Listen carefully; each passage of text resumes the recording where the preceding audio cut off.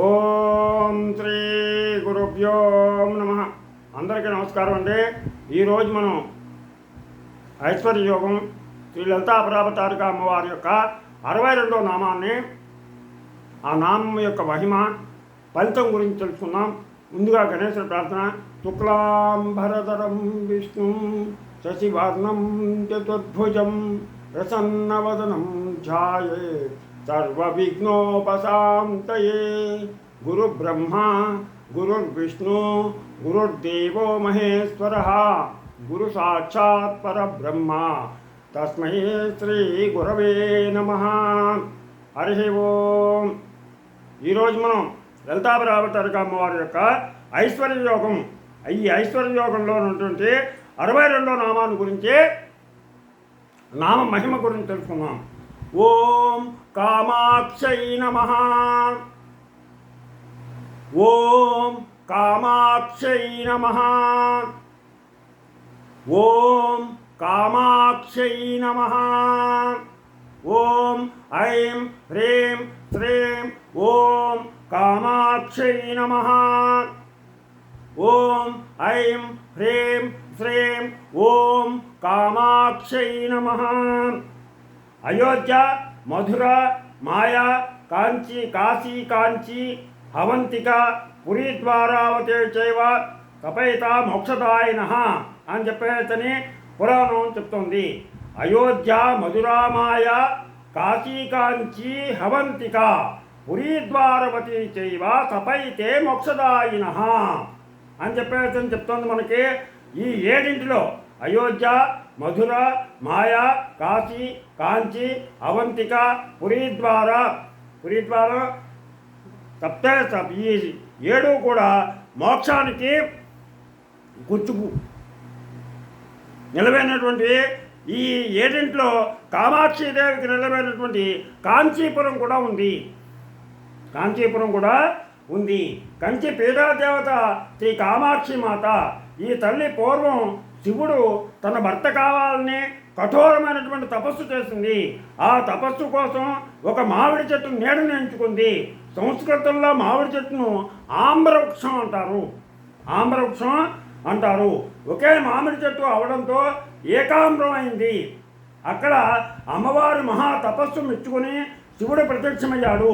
ఆ ఏకామ్రం కింద ప్రత్యక్షమైవలసినటువంటి ఆ స్వామిని ఏకామేశ్వరుడు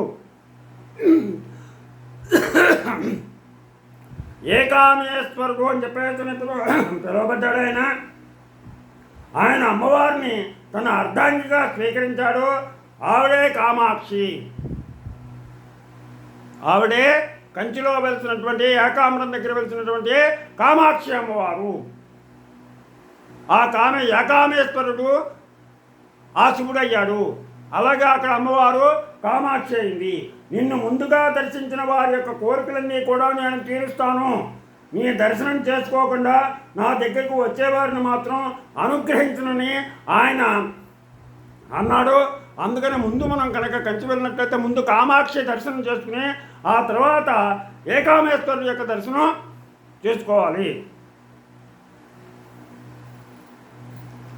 తన చూపులతో అందరినీ అన్ని కోరికలు తీర్చి అనుగ్రహించే ఆ తల్లికి కామాక్షి అనేటువంటి పేరు ఏర్పడింది. కామాక్షి అనగా అందమైన కళ్ళు కలిగిందని, లేదా కామములను లేక కోరికలను కంటి చూపుతో తీర్చగలిగేటువంటి పవిత్రమైనటువంటి నేత్రాలు కలిగింది అని చెప్పేసి మన యొక్క కోరికలన్నింటినీ కూడా తీర్చేటువంటి పవిత్రమైనటువంటి నేత్రాలు కలిగింది కాబట్టి కామాక్షి అని చెప్పేసి అమ్మవారిని పిలుస్తారు. ఆ అమ్మవారి యొక్క కళ్ళను చూసి మనం సాష్టాంగ నమస్కారం చేసుకుంటే మన యొక్క కోరికలన్నీ కూడా నెరవేరుతాయి. సాక్షాత్తుగా కామేశ్వరుడు అమ్మవారికి కళ్ళు కనుక అమ్మవారి కన్నులు మంగళ స్వరూపాలు, శుభప్రదాలు. ఆరోగ్యదాత సూర్యుడు అమ్మవారి కుడి కన్ను. మనకి ఆరోగ్యప్రదాత అయినటువంటి ఆరోగ్యాన్ని ఇచ్చేటువంటి సంపూర్ణ ఆయురారోగ్యాలను ఇచ్చేటువంటి వాడు సూర్యుడు కాబట్టి కుడికన్ను సూర్యుడు, ఔషధకారకుడు, సోమపానదాత చంద్రుడు అమ్మవారికి ఎడమ కన్ను. చంద్రుడు ఎడమ కన్ను, సూర్యుడు కుడి కన్ను అమ్మవారికి. ఈ చంద్రుడు ఔషధకారకుడు, తర్వాత సోమపాన దాత. అందుకని చంద్రుడు అమ్మవారి యొక్క ఎడమ కన్ను. దేవతలకు భోజనం అందించే సర్వశుచి అగ్ని అమ్మవారికి మూడవ కన్ను. అమ్మవారికి మూడవ కన్ను ఏంటంటే అగ్ని. దేవతలందరికీ కూడా భోజనాన్ని అందించేటువంటి అగ్ని. హవిస్సు రూపంలో దేవతలందరికీ కూడా భోజనాన్ని అందించేటువంటి ఆ అగ్నిదేవుడు మూడవ నేత్రంగా ఉన్నాడు. ఈ మూడు కళ్ళు లోకాల్లోని ప్రజలకు ఆరోగ్య, ఐశ్వర్య, భోజనాది సౌఖ్యాలను అందించేవే. ఈ మూడింటిని తన నేత్రాలుగా చేసుకోవడం వల్ల కూడా అమ్మవారు కామాక్షి అయింది. ఈ మూడింటిని సూర్యుడు, చంద్రుడు, అగ్ని, ఈ ముగ్గురిని కూడా మూడు నేత్రాలుగా చేస్తుంది కాబట్టి ఆ అమ్మని కామాక్షి అని కూడా అంటారు. వీటిని మనం దృష్టితో చూస్తూ అమ్మవారిని ఉపాసించడం ద్వారా ఇహపరాలు రెండూ కూడా సమకూడతాయి. అందుకని ఆ కళ్ళుని మూడింటిని చూస్తూ మనం సాష్టాంగ నమస్కారం చేసుకున్నట్లయితే మన కోరికలన్నీ కూడా నెరవేరుతాయి. నహి మాత సముపేక్షతే సుతం.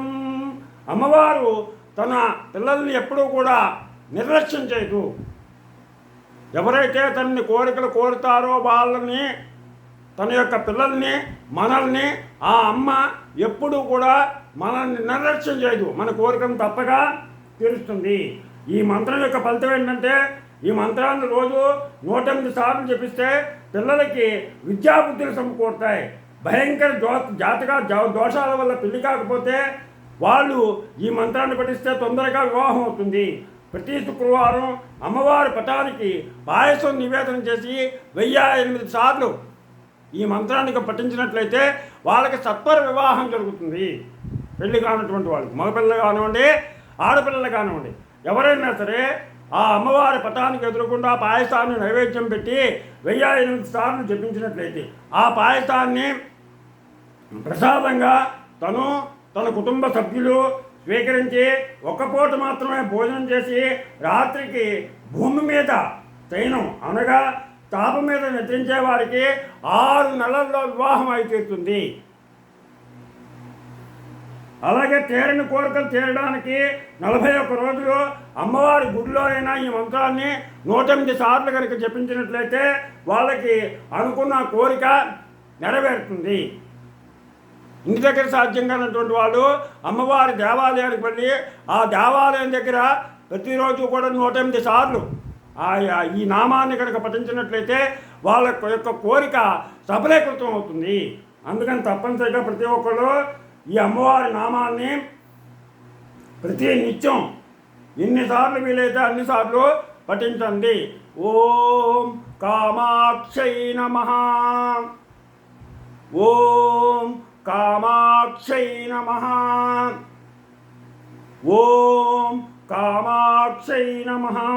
ఇలాగ అమ్మవారి యొక్క నామాన్ని ఎన్నిసార్లు వీలైతే అన్నిసార్లు పఠించి మీ కోరికల్ని సఫలీకృతం చేసుకుంటారని ఆశిస్తూ, మీకు నా ఛానల్ కనుక నచ్చినట్లయితే సబ్స్క్రైబ్ చేయండి, అలాగే లైక్ చేయమని కోరుతూ మీ రాపాక వెంకట ప్రభాకర్ బాబు.